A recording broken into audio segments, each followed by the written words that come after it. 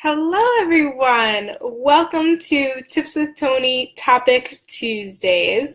Today, we are going on week 2 talking Fad Diet. So if you did not watch week 1, you're going to want to stop watching this. It's okay. You can tune back in later and go to my YouTube channel, Tips with Tony on YouTube, or there's a link in my bio on Instagram to catch up and watch week 1 talking Fad Diets. So last week we defined what a fad diet is.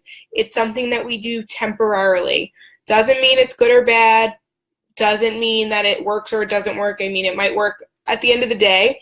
If you follow something and you follow a plan, most likely it's going to work. But the question is, does it fit for your lifestyle? So last week was a more general talk.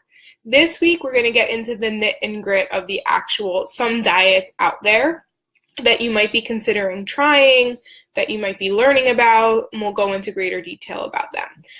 My Instagram friends, I do apologize. I'm looking at my Facebook camera. It's because I can download the video and then add it to my YouTube channel. So for those of you watching on Instagram, thank you. I appreciate it, but I'm going to be looking over here. So if you have questions, pop in at any time.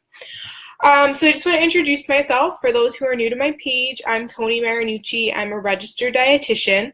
I've been a nutrition blogger for 6 to 7 years now. I remember starting a blog in college, just really wanting to be that reliable resource that someone can go to when looking for nutrition information. I have a master's in nutrition and dietetics. I just opened my own business where I do online counseling through a HIPAA-compliant platform, so people can have counseling with me on a weekly basis. We check in with each other on a daily basis because they're using an app that keeps all of their information secure. They can upload their photos of their food to me. We can communicate. It's a really, really great way for me to create behavior change in my clients, which is something that I strongly encourage, because as you'll learn, everything we talk about is, you can follow a diet for a certain period of time, but at the end of the day, you need to change your behavior and you need to find something that sticks for you long term. So that's a little bit about me, my services. I'm also a podcaster. So I just got my own podcast. So if you have not subscribed yet, please go on Apple Podcasts, Spotify, Libsyn, I believe it's even on YouTube. You can get some of my podcast episodes. Those are more small, little tidbits of information, maybe like 5-10 minutes of ways you can actually apply this nutrition information to your lifestyle. So if you have not subscribed to the Tips with Tony podcast, please do. If you also have not subscribed to the Gym With podcast, I'm on there regularly, and those are much longer episodes. Please do. And if you feel really, really nice, write some nice reviews on Apple Podcasts, particularly, and send them for Tips with Tony. That would be amazing. But also, I was just a guest on the Everlast in Fighting Shape podcast that you might want to subscribe to, because next week, I believe, is the episode that's coming out that's going to go into fad diets in even greater detail that we're going to go through them tonight. And the reason being is I try to keep these videos to like 15, 30 minutes tops. The podcast episode that I was on with in Fighting Shape was a lot longer, and it was a more conversational more of a conversation, so therefore she probably asked things that you probably are thinking and maybe you're afraid to ask or whatever, and I had the time to kind of go into greater detail. Today I'm going to talk about 3 different diets, and there's so many more out there, but these 3 are really, really popular, and I felt that they really needed some explaining, whereas the other diets, or they're more lifestyle changes that people are utilizing as diets, those are needs like completely their own separate episodes. So I have a feeling that this fad diet series is not just going to be a part 1 and a part 2 like I thought it was going to be. Chances are it's going to go on and on and on because there's more and more coming out there. I want to use this as an opportunity to educate you. Some of you might be doing these diets. Some of you might be thinking about doing them. At the end of the day, all of these different plans out there hopefully are going to lead you to ultimately finding the best fit solution for you and a healthy lifestyle. So it's no longer going to be a temporary fix and a fad and a change for a temporary diet. It's literally going to be your diet, meaning what you eat on a regular basis, because you found that it works best for you and you're committed to it. Some of these diets allow that. Some of them might not be long term, but once again, we're going to get into that. So pretty much today, we're going to talk about what the diet is. We're going to talk about why someone would actually seek it, what the science says about it, the pros and cons about the specific diet, and then if you're going to do it, no matter if there's the cons are outweighing the pros, you still are going to do it, what do you have to consider maybe doing to make sure that you stay healthy at the same time? Because some people go on diets for aesthetics, so to lose weight, but that might not always be the healthiest route if you're not exercising and you're not having muscle to support your organs, or if you're doing it too rapidly, and and all those good things that I've talked about before. All right, so let's get started. So we're going to start with the ketogenic diet. The ketogenic diet has been really, really taking a force right now. It reminds me very similar to the Atkins diet when that was taking full force. I want to say probably like in the 90s or the 2000s, but I don't know when Atkins was really popular. Pretty much the 90s, because in the 90s people feared fat. And so they went low carb, but they feared fat. Now, because that's the Atkins diet. Atkins diet was high protein, low carb, moderate fat. The ketogenic diet is low carbohydrate, high fat, moderate protein. Now, the definition of a ketogenic diet is not clearly defined. So there's some ketogenic diets that might say if your carbohydrate intake is like 15 grams per day, whereas others might go up to 60 grams per day. But in general, a low carbohydrate diet is from like around 130 grams or less per day. So you can understand that a ketogenic diet is a very low carbohydrate diet. It's not just a low carbohydrate diet.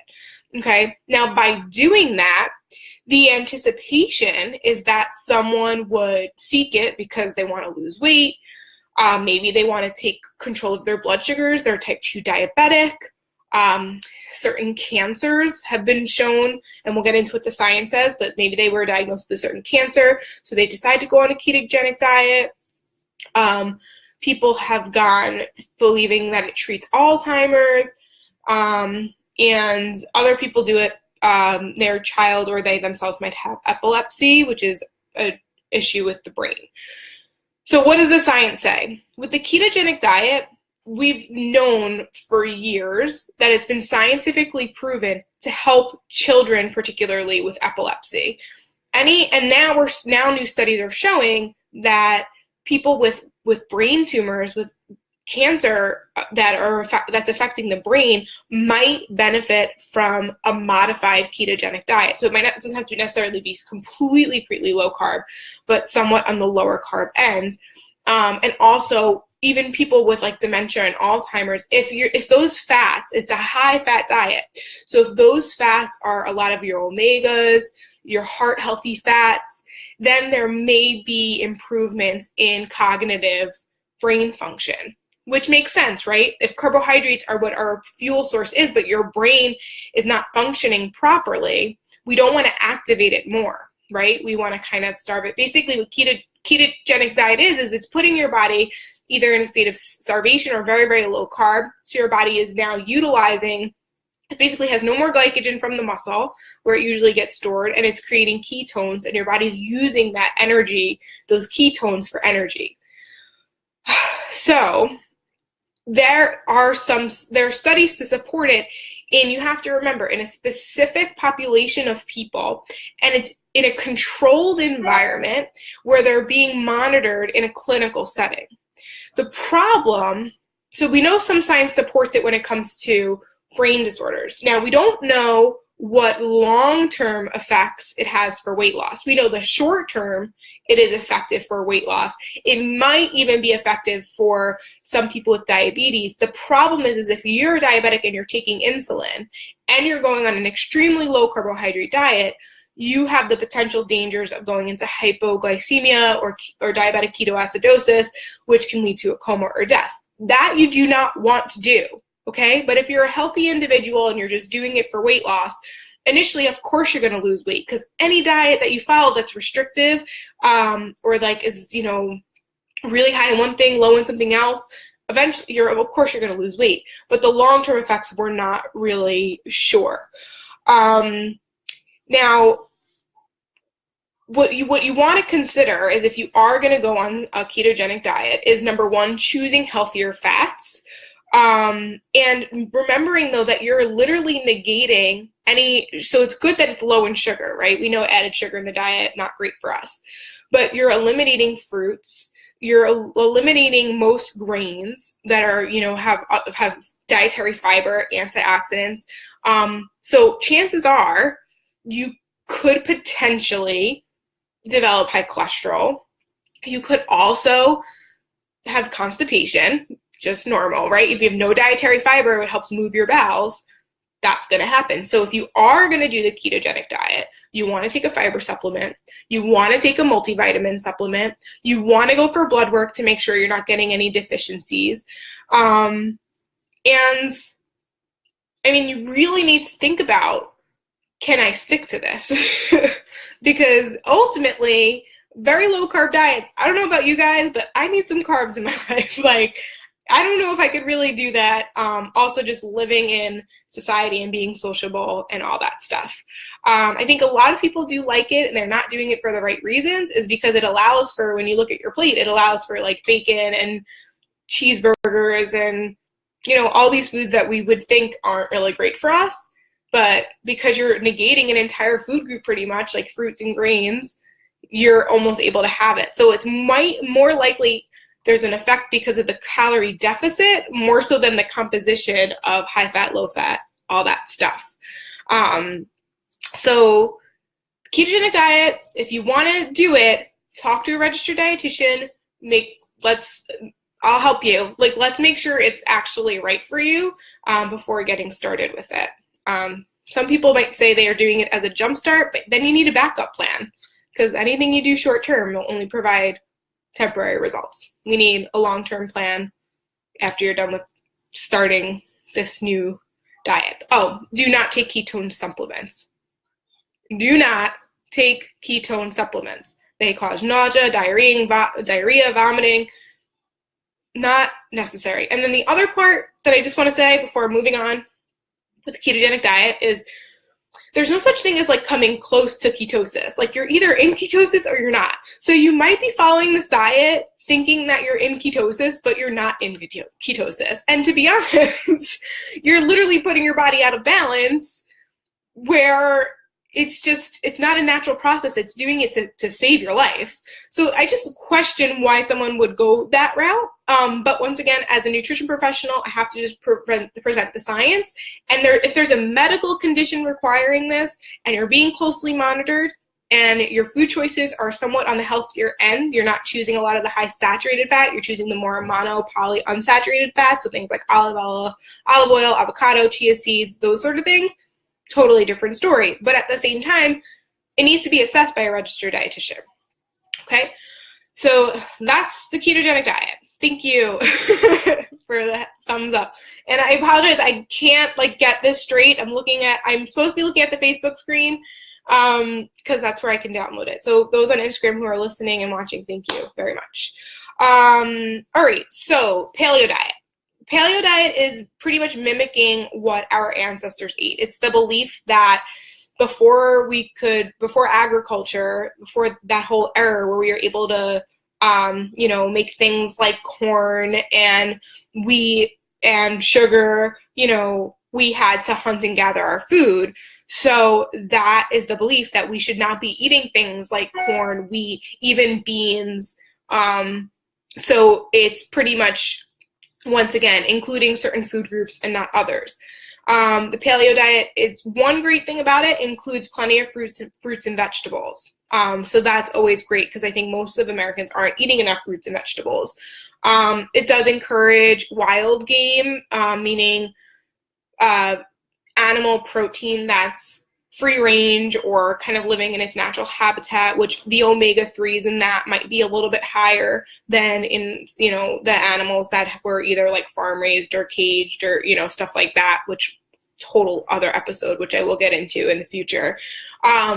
So from that part, it is good. The problem is it negates, once again, it negates dairy. So there's no dairy, no grains, and no beans, which I think beans are wonderful. They're a great source of fiber, antioxidants, a great plant-based protein.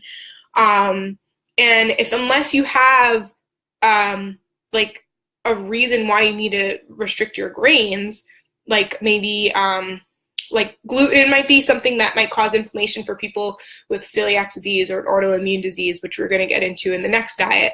But other than that, you might not necessarily need to be restricting all of these. And when you restrict entire food groups, there are potential deficiencies: vitamin D, calcium, you know, some dietary, whole grains are a great source of dietary fiber, you know, so that means no quinoa, that means no oatmeal, no, like certain foods that we know are good for us are just not allowed on the plan. So it kind of doesn't make, if you think about it, like, why would I not be able to have like a bean salad if I'm following a paleo diet? So, but regardless, it might work for someone. It does restrict added sugars and added sodium, so that part's good. That falls into the dietary guidelines for Americans, what we want to do. We want to limit added salt, limit added sugar. It does eliminate a lot of processed foods, which is very similar, which is very different when you think about from the ketogenic diet, which it tells you have all the bacon and sausage you want. It's because it's high in fat, right? Whereas the paleo diet, it's actually higher in fat than our body actually recommends. It's higher in fat than the USDA recommends that we should have our total daily intake. But it also is made up of whole food sources, not processed food sources. So not the worst, but also might not be the most realistic to stick to.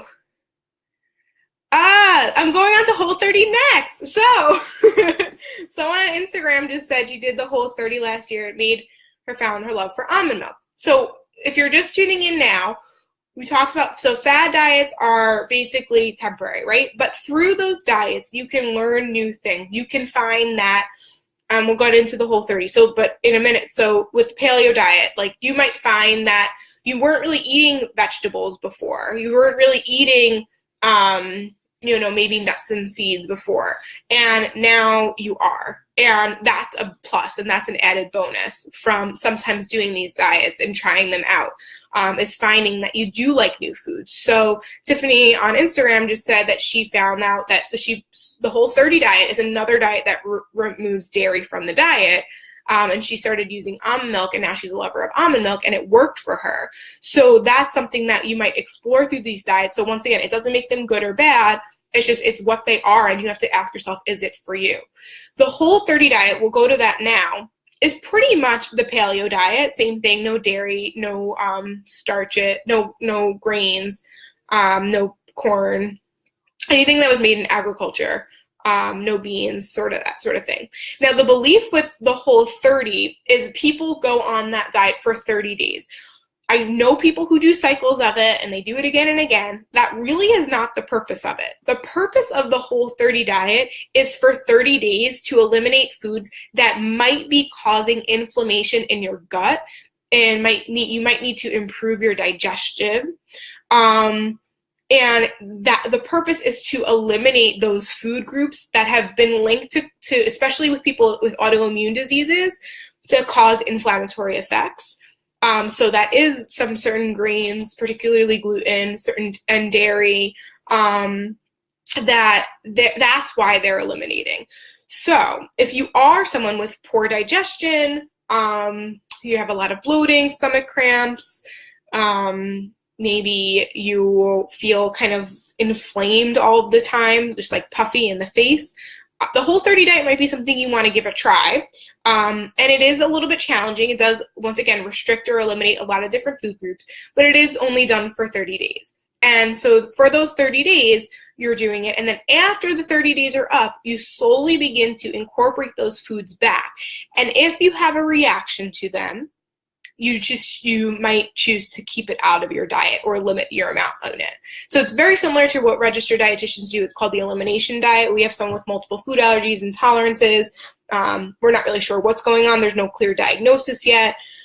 We'll put them on an elimination diet. It's very similar to that.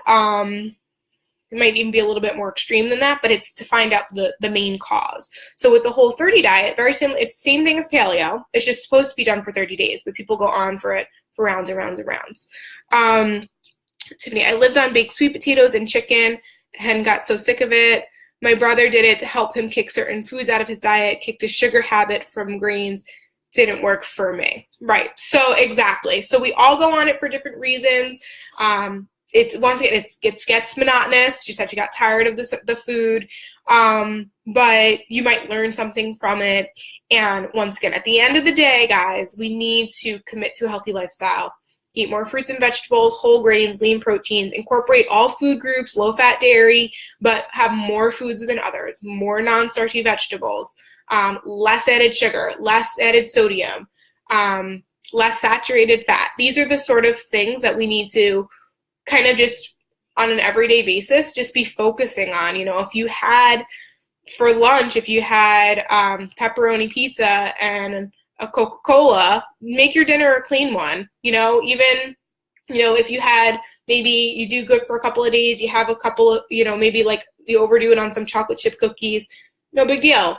Make sure that the next couple of days you say no thank you to those cookies.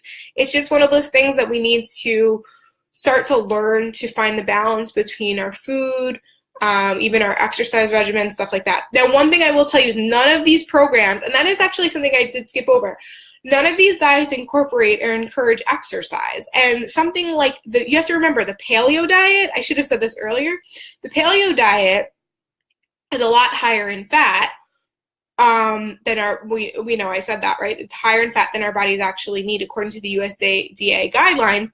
Because also the paleo diet is based off of when people literally did hunt and gather their food. So it took them 2 to 3 hours to get that food, and they were physically active. Now, most of us are living sedentary lifestyles. So if you are going to be doing something like the paleo diet, you need to be physically active. And I think that goes to say with a lot of these. Now I'm like jumping back a little bit, but like ketogenic diet, you might have low energy, so it might be difficult to exercise because there's very low carbohydrates. So what's giving you your fuel source? The ketones, right? But is that really what we want long term? Probably not. So it's a little bit, it's almost 8:30. So I don't want to go over any more today. I did have on here to talk about intermittent fasting and the vegan diet, but I'm going to do those two separate. The reason being is because particularly the vegan diet is more of a lifestyle, and it's a lifestyle choice. And unfortunately, people are utilizing it as a fad. And I don't want to say fortunately or unfortunately. It's just become a fad diet, and really it's a lifestyle that people choose. So I'm going to do a whole episode about the vegan diet separate. Intermittent fasting, very similar. Not really. It's just I need to go into greater detail about it. I can't just do it and wrap it up in a little bit. However, if you're impatient, go to the Jim Witt's podcast. There's one episode about intermittent fasting, and there's actually an episode coming out there's been an episode about being a vegan on the Jim Witt's podcast, The Vegan Diet, and there's one coming out about ethical veganism. Going to be super cool. And that's with someone really awesome. Her name's Emmeline Peaches. You can find her on Instagram. She's from the UK. We have interviewed her twice on the Jim Wits. And she is going to come, I believe, to do a live video with me next week in honor of Valentine's Day. I don't want to tell you what she does, but it's really pretty cool. And that is something that I don't want to give too much info about, but it's going to be Valentine's Day related. We're going to talk about foods that get you in the mood. But I don't think we're going to be going at 8 p.m. Eastern time next week. because she lives in the UK, so she would be sleeping at that time. So I'll give you guys an update of when I'm gonna go live next week. All right, so that just about wraps it up for Fad Diets Part 2. At the end of all of my live videos, I do offer some sort of a discount or freebie for my online nutrition services. So I am now offering for the first three people who email me at tipswithtony@gmail.com, you will get a free 20-minute nutrition assessment with me, and I can help you a little bit with certain things that you're working on right now, and then we can see if we're a good fit, if I can help you further. So I'm very busy, so I only will have time for 3 assessment calls, 3 free 20-minute assessment calls. So send me an email at tipswithtony@gmail.com, and I'd be happy to help you out. Great. So if there's no more questions, then I'm gonna hop off. This video will be on Instagram for 24 hours. I'm going to save it on my Facebook page. You can watch it anytime. It'll be pinned to the top until next week on the Tips with Tony page on Facebook, and I will upload it onto YouTube tomorrow, along with the Tips with Tony WordPress article that will go along with this as well. All right, guys, so thank you so much for tuning in. I'm Tips with Tony, your registered dietitian, helping you get healthy one bite at a time.